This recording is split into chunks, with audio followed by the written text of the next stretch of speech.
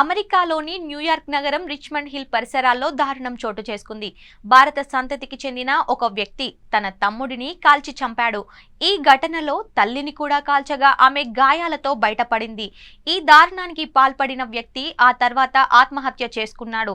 ఈ ఘోరం Richmond hill ని ఉలికిపడేలా చేస్తుంది. ఈ దారుణం ఘటన వివరాల్లోకి వెళ్తే, కరంజిత్ ముల్తానీ తన తమ్ముడు విపన్ పాల్ ని ఆదివారం రిచ్మండ్ హిల్ పరిసరాల్లో వారి ఇంట్లో కాల్చి చంపాడు.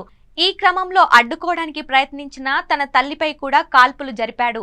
ఈ ఘటనలో ఆమె కడుపులోకి తూటాలు దూసుకెళ్లాయి. ఆ తర్వాత ఇంటి నుంచి 2 కిలోమీటర్ల దూరం వెళ్లిన నిందితుడు కరంజిత్ తలపై తుపాకీతో కాల్చుకొని ఆత్మహత్య చేసుకున్నాడు.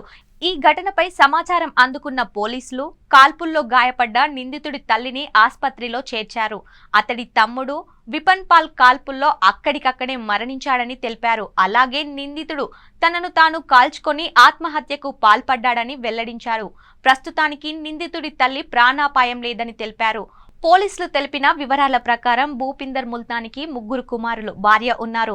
వీరు రిచ్మండ్ హిల్ దక్షిణ భాగంలో పంజాబీ సిక్కులు ఎక్కువగా నివసిస్తున్న ప్రాంతంలో ఉంటున్నారు.